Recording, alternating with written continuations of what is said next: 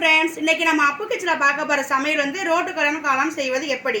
அதுக்கு வந்து நம்மளுக்கு காளான் தேவையில்லைங்க, நம்ம வேறு முட்டைக்கோசையும் செய்யலாங்க. இதில் தான் ரோட்டு கடையில் சில கடையில் அப்படி தான் செய்வாங்க. நம்ம வாங்க எப்படின்னு பார்க்கலாம் வீட்டிலையே.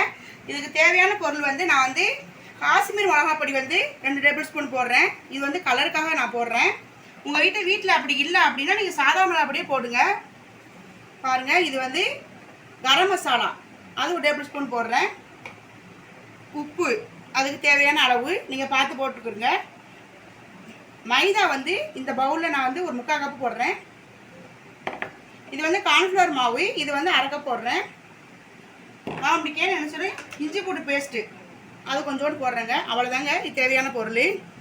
இது நல்லா பிணைஞ்சு விட்டுக்கிறணுங்க. தண்ணி வந்து முட்டைக்கோசம் அலசி தான் வச்சுருக்கோம், அதுலேயே தண்ணி இருக்குது. அப்படி தண்ணி பத்தலைன்னா நீங்கள் லைட்டாக வந்து நீங்கள் தொளிச்சு விட்டுக்கிறங்க. நம்ம பெரும்பாலும் ரோட்டு கடையில் நம்ம காளான் சாப்பிட்றோம்ல, அது வந்து சில கடையில் வந்து காளானில் போட மாட்டாங்க, முட்டைக்கோசில் தான் போடுவாங்க.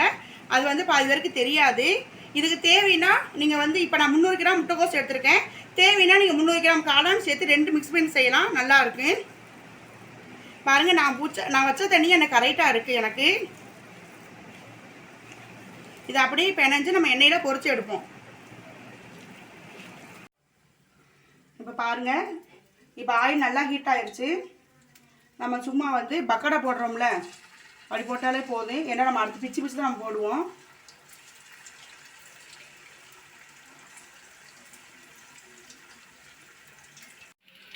பாருங்க, ஒரு பக்கம் வெந்துருச்சு. அது திரி போடுவோம்.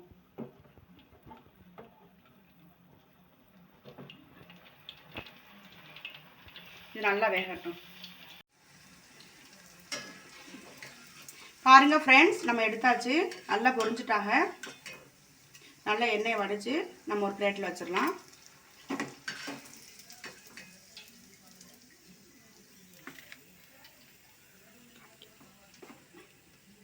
இப்போ பாருங்கள், நம்ம எல்லாத்தையும் பொரிச்சு எடுத்துக்கிட்டோம். நல்லா ஆறுன அப்புறம் இப்படி குட்டி குட்டியாக பிச்சு போடணும். இது ஃபுல்லாக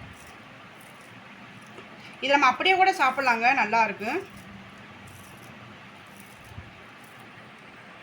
எல்லாத்தையும் குட்டி குட்டி பிச்சு போட்டுருவோம். பாருங்க, நம்ம கடாயை வச்சு நம்ம வந்து ஆயில் ஊற்றிக்கிட்டு நம்ம வெங்காயமும் கருவேப்பிலையும் போட்டிருக்கோம். 2 தான் போட்டிருக்கோம். இது ரொம்ப வதங்கணும்னு அவசியம் இல்லை. இதுக்கு நம்ம சேர்க்க போகிற பொருள் பார்த்தீங்கன்னா, நம்ம வந்து காஷ்மீர் மிளகாப்பொடி சேர்க்குறோம். நம்ம கொஞ்சோண்டு கரம் மசாலா சேர்க்குறோம். ஏற்கனவே மசாலா எல்லாமே சேர்த்துருக்கோம், அதனால பார்த்து சேர்த்துக்கிறங்க. நீங்கள் கொஞ்சோண்டு மஞ்சப்பொடி சேர்க்குறோம். அதுக்கு தேவையான அளவு சால்ட் சேர்க்குறோம். நம்ம ஏற்கனவே சால்ட் எல்லாம் போட்டிருக்கோம். லைட்டாக வதக்கணுங்க. நான் வந்து 2 தக்காளி வந்து நான் அரைச்சி வச்சுருக்கேன். அந்த தக்காளி யூஸ் பண்ணுறேன். உங்களுக்கு வந்து டொமாட்டோ சாஸ் இருந்தால் கூட நீங்கள் யூஸ் பண்ணிக்கிறீங்க, தக்காளி சாஸோட.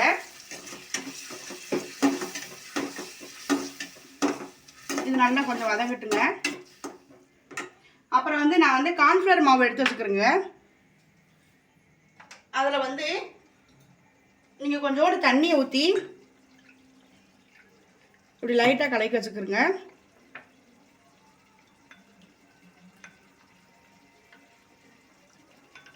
பாருங்க,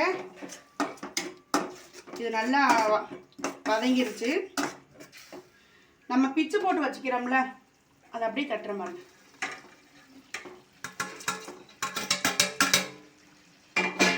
நம்ம அப்படியே ஒன்றா மிக்ஸ் பண்ணி விட்டுருங்க.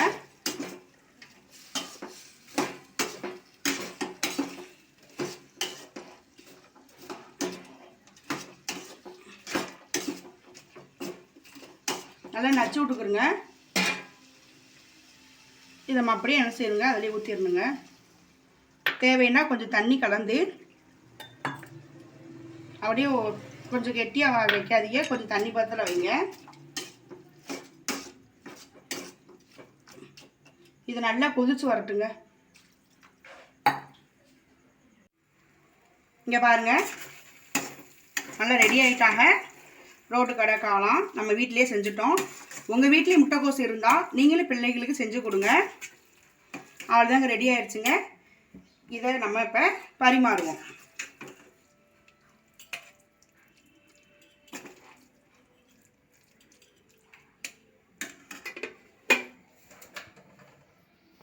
இப்படி வெங்காயத்தை நம்ம தூவி விட்டு இப்படி மேலே மல்லியில் போட்டோம்னா ரோட்டுக்கடை காளான் தயார். இது உங்களுக்கு பிடிச்சிருந்தா லைக் பண்ணுங்கள், ஷேர் பண்ணுங்கள், கமெண்ட் பண்ணுங்கள், சப்ஸ்கிரைப் பண்ணுங்கள், பெல் ஐக்கானை கிளிக் பண்ணுங்கள். தேங்க்ஸ் ஃபார் த வாட்சிங்.